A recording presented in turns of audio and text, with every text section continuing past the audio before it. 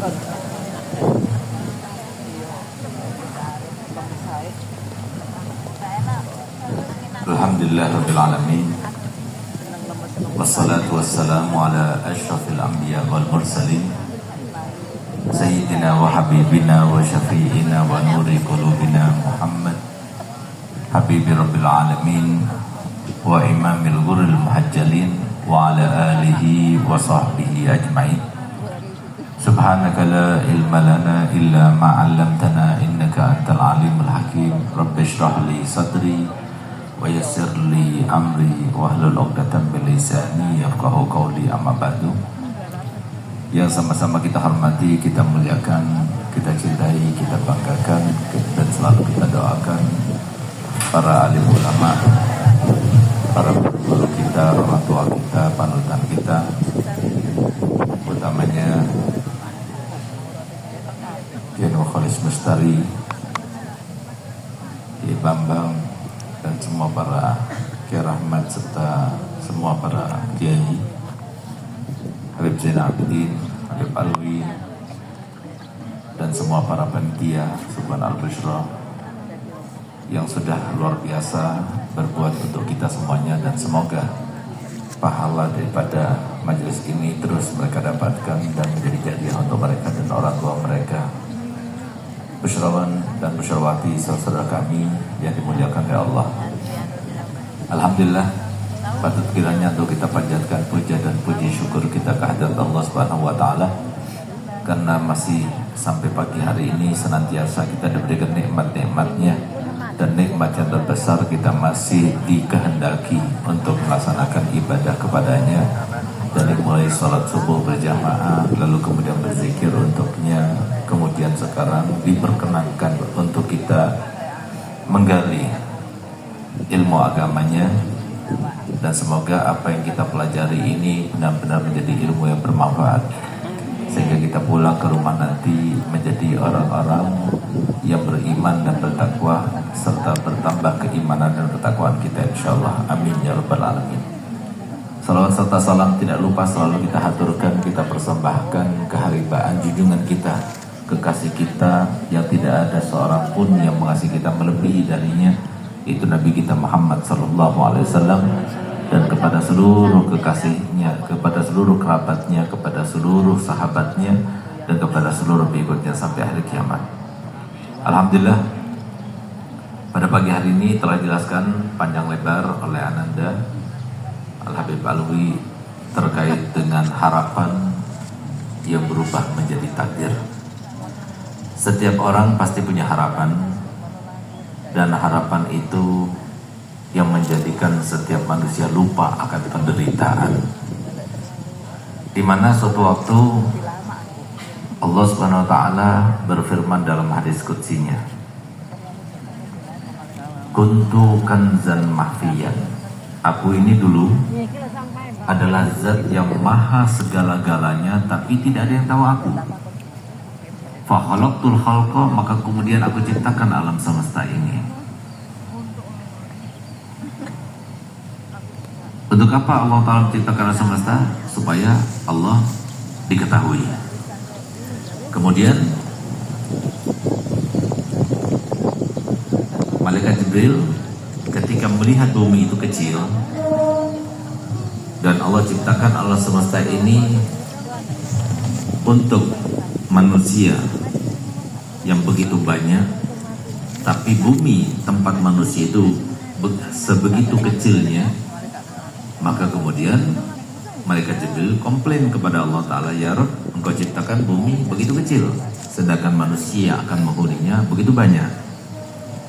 Maka kemudian Allah berfirman kepada Malaikat Jibril, inni ja'ilun fihim al-mauta, aku jadikan di dalam diri mereka itu ada kematian. Mereka enggak hidup semuanya, tapi ada yang mati. Maka kemudian Malaikat Jibril berkata dan membuat sebuah pernyataan setelah Allah mengatakan demikian. Apa pernyataan Malaikat Jibril? Beliau berkata, izan lam yahna'humul aish, kalau begitu mereka tidak akan senang hidupnya karena ada kematian. Maka kemudian Allah Ta'ala firman, berikutnya setelah mendengar pernyataan malaikat Jibril, inni khaliqun fihim tulal amal. Aku ciptakan dalam diri mereka masing-masing panjang harapan. Panjang harapan itulah yang merupakan penderitaan.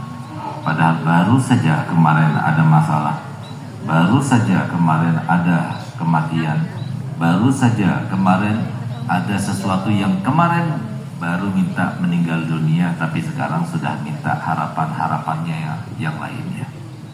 Nah, itulah kehidupan. Setiap orang tidak pernah lepas daripada harapan. Tapi kenapa bukan semua harapan itu kemudian menjadi kenyataan? Dan kenapa sebagian daripada harapan lalu menjadi kenyataan seperti harapannya? Dan bagaimana caranya supaya harapan-harapan kita menjadi kenyataan?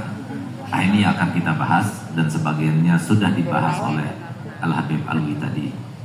Jadi yang pertama, kita harus tahu bahwasanya muamalahnya Allah kepada hambanya itu, gambaran mudahnya kita pikirkan sama seperti muamalahnya atau pergaulan orang tua kepada anaknya, dengan kasih sayang. Sehingga kalau seumpama kita tahu anak kita yang masih kecil itu meminta sesuatu yang membahayakan, kira-kira kita sebagai orang tua akan membelikannya, akan memberikan harapannya atau tidak? Tentunya orang tua itu tidak akan memberikan. Misalnya anak kita masih umur 7 tahun minta sepeda motor, kita akan berikan sepeda motor? Tentunya tidak. Nah, itulah contoh yang paling mudah untuk dicerna bagi Allah SWT. Kenapa Allah Ta'ala tidak mencapaikan harapan-harapan manusia ketika berdoa dengan harapan tersebut? Bukan semua harapan terlaksana. Walaupun dia sudah berdoa, walaupun dia sudah berusaha dan berupaya. Setiap orang tentunya pengen jadi orang kaya. Setiap orang tentunya pengen jadi orang yang sehat. Setiap orang tentunya pengen jadi orang mulia. Setiap orang tentunya pengen jadi orang yang dihormati. Setiap orang tentunya pengen jadi orang yang berpengaruh. Tapi semuanya tidak seperti harapannya. Karena apa? Karena kadang-kadang ada yang salah dalam usaha dan upayanya. Oleh karena itu, harapan semua manusia itu belum tentu terlaksana seperti harapannya kalau tidak sesuai dengan manajemen yang sudah diatur, yang menjadi sunatullah. Kalau kita ingin harapan itu bukan cuma sekedar angan-angan, bukan cuma sekedar hayalan, maka hendaknya laksanakan sesuai dengan sunatullah. Apa itu sesuai dengan sunatullah? Sesuai dengan yang diajarkan oleh Nabi, sesuai dengan yang diajarkan dan dijelaskan oleh para ulama. Yang pertama, lihatlah, simaklah, termenunglah harapan itu sudah benar atau tidak, dan berniatlah dengan niat yang baik. Itu yang pertama. Kadang-kadang orang itu cuma berharap, tapi kemudian tidak mengerti harapan itu benar atau tidak. Mohon maaf, jadi banyak orang yang berharap tapi harapan itu dosa. Itu salah. Allah Ta'ala tidak pernah memperbolehkan suatu harapan itu dosa. Misalnya, mohon maaf, kita berharap kawin dengan istrinya orang, itu kan salah. Kita berharap kawin dengan seseorang yang tidak boleh kita kawin dengannya, misalnya dengan non-muslim, itu kan salah. Kita berharap mengambil haknya orang lain, itu kan salah. Sehingga sebelum kita berharap, kita pikir-pikir dulu. Kalau ternyata harapan kita itu benar, silakan, tapi diiringi dengan niat yang baik.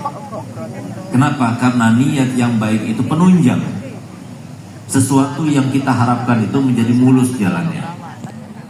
Niat yang baik. Sehingga Nabi SAW bersabda, innamal a'malu binniyat. Semua pekerjaan itu tergantung niatnya. Kalau supaya niat yang baik, pekerjaan itu akan menjadi mulus, jalannya itu jadi lancar. Tapi kalau niatnya tidak baik, maka pekerjaan itu tidak mulus seperti yang diharapkan.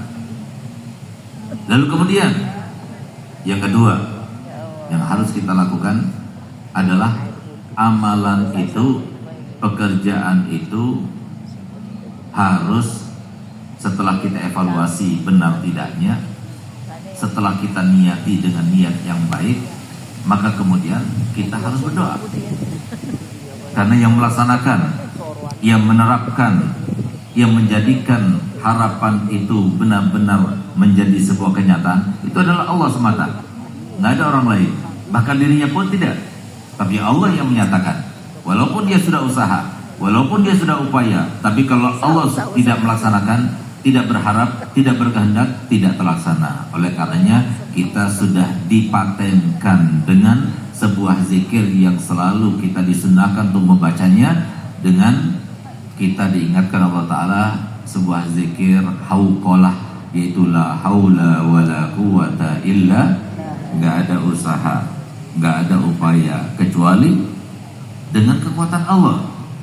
Walaupun kita usaha, walaupun kita upaya, tapi kalau Allah nggak berkehendak tidak terlaksana. Jadi artinya usaha tetap usaha, upaya tetap upaya, tapi usaha dan upaya itu sendiri kalau tidak dikehendaki Allah Ta'ala tidak akan terlaksana.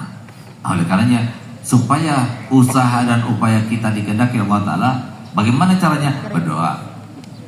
Sehingga Nabi SAW bersabda dalam hadisnya, ad-du'a musilahul mu'min. Nah, kemudian setelah kita melaksanakan 3 ini, doa itu kan ada syaratnya. Bukan semua orang berdoa itu dikabulkan. Jangan salahkan doanya. Jangan pula salahkan Allahnya yang tidak mengabulkan doanya. Tapi coba evaluasi yang berdoa. Kita yang berdoa, bagaimana cara kita berdoa? Apa yang dimakan orang yang berdoa? Sesuai atau tidak syarat orang yang berdoa? Sehingga jangan cuma salahkan orang lain, jangan cuma salahkan doanya, jangan salahkan orang yang memberikan ijazah doa tersebut, karena bisa jadi yang melaksanakannya tidak memenuhi syarat.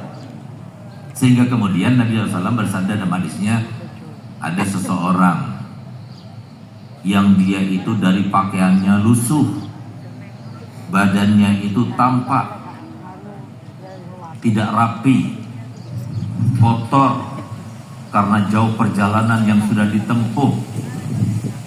Lalu dia berkata dan berdoa kepada Allah, ya Rabb, ya Rabb, tapi makanannya haram, pakaiannya haram.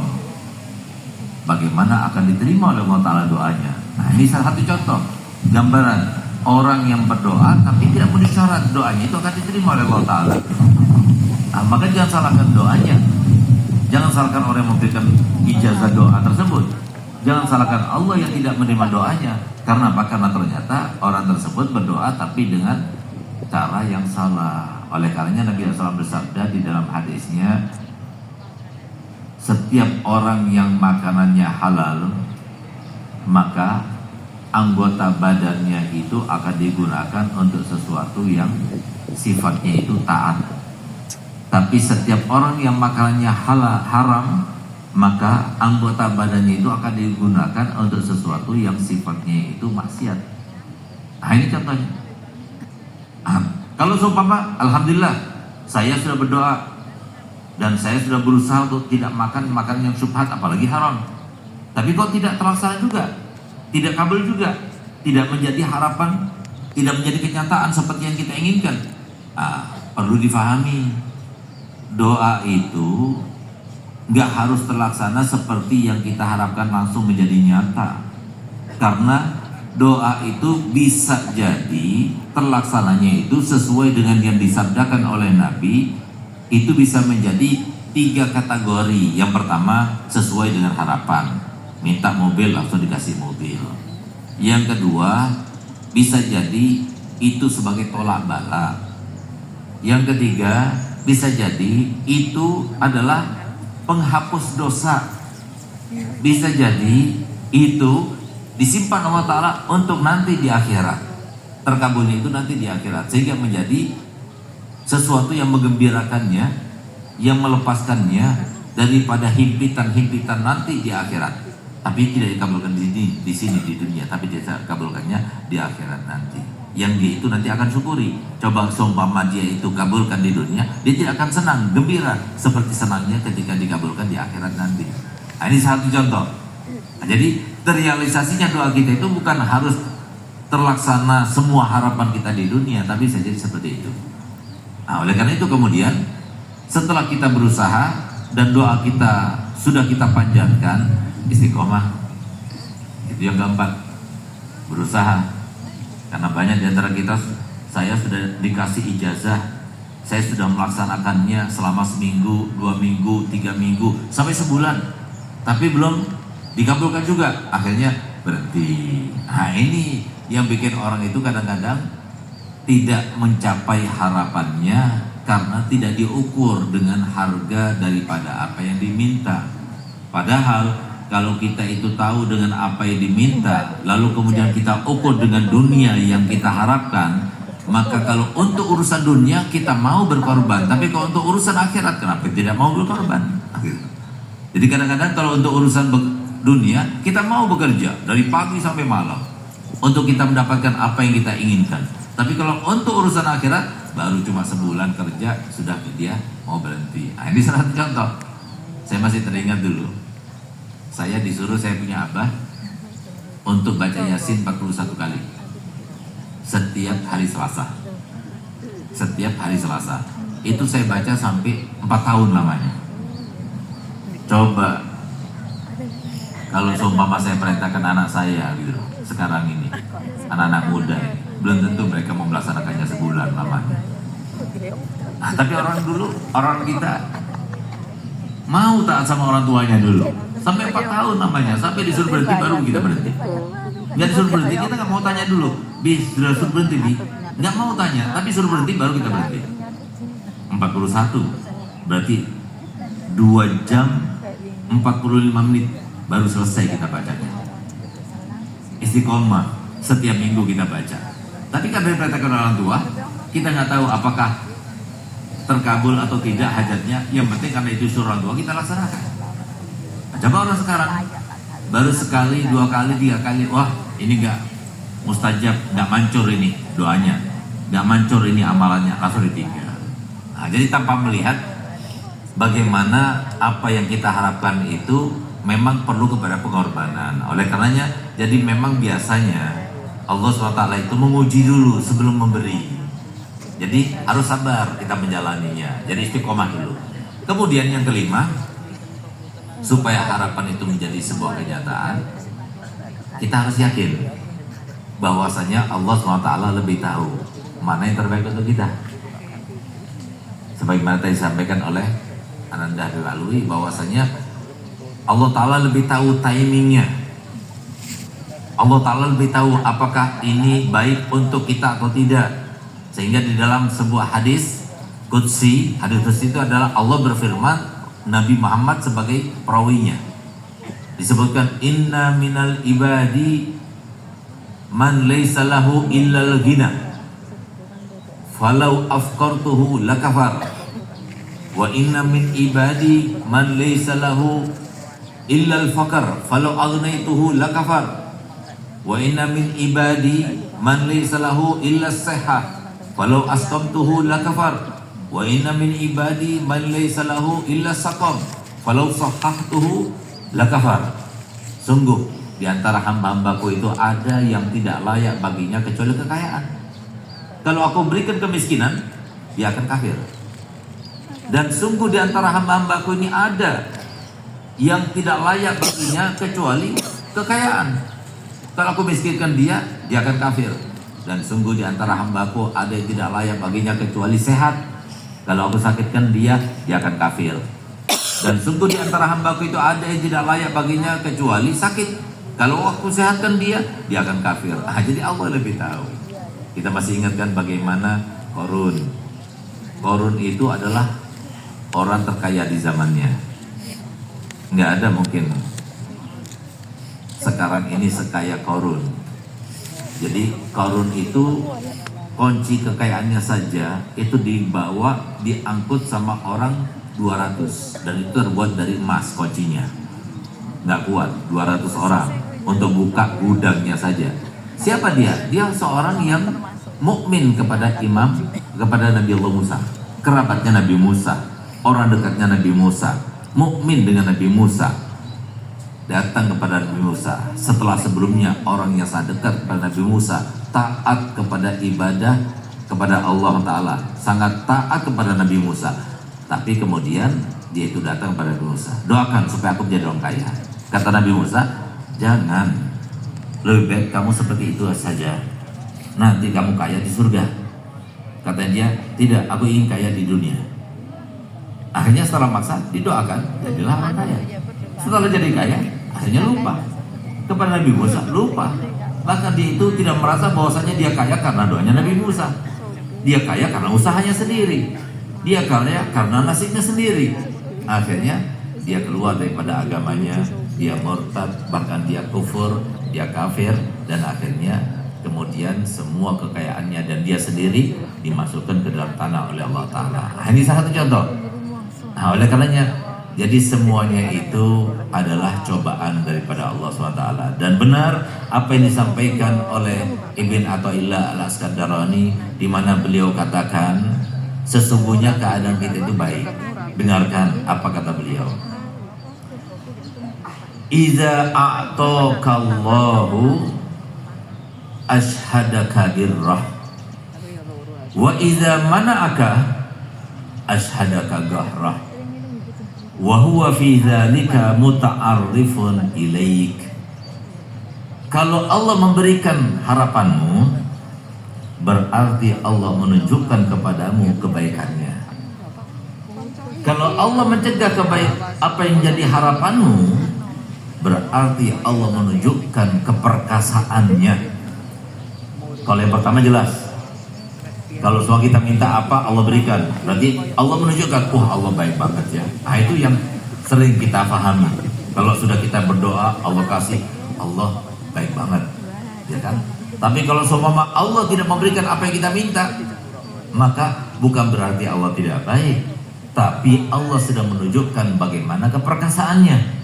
Kita sudah usaha, kita sudah berdoa, kita sudah berupaya, tapi ternyata Allah lebih hebat.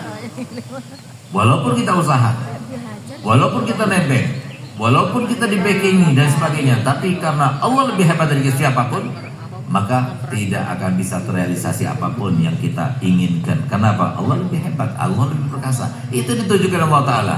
Berarti apa? Di dalam kedua keadaan itu, Allah ingin mengenalkan dirinya kepada kita. Itu yang harus kita lakukan, itu yang harus kita pahami. Dua keadaan itu Allah ingin kita supaya kenal kepadanya. Di saat kita senang, Allah ingin menyodorkan dirinya supaya kita kenal. Allah yang menyenangkan kita. Di saat kita sedih, Allah ingin mengenalkan dirinya kepada kita. Allah yang bikin kita sedih supaya kita kenal kepadanya. Itu tujuannya Allah Ta'ala kepada kita dengan dua keadaan tersebut.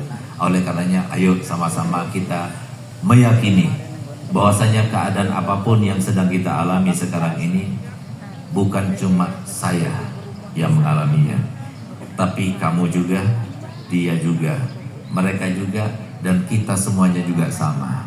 Kita senasib, cuma beda-beda. Modusnya saja beda-beda, topiknya saja beda-beda, ceritanya saja beda-beda, tapi semuanya diuji sama-sama. Jadi kita semuanya senasib serupa. Jadi nggak ada yang nggak sama seperti kita, nggak ada. Semuanya diuji oleh Allah Ta'ala. Jadi kenapa kita jadi susah? Orang kita semuanya sama kok. Yang penting kita harus kenal dengan Allah. Di saat senang kita harus kenal dengan Allah. Di saat kita sedih kita juga harus senang dan kenal kepada Allah SWT. Itulah maksud tujuan kita hidup. Semoga kita benar-benar kenal kepada Allah. Oleh karenanya orang yang dekat pada Allah, dia dijuluki dengan Al-Arif Billah. Semoga kita termasuk yang Al-Arif Billah, yang tahu dan kenal dengan Allah SWT. Amin ya Rabbal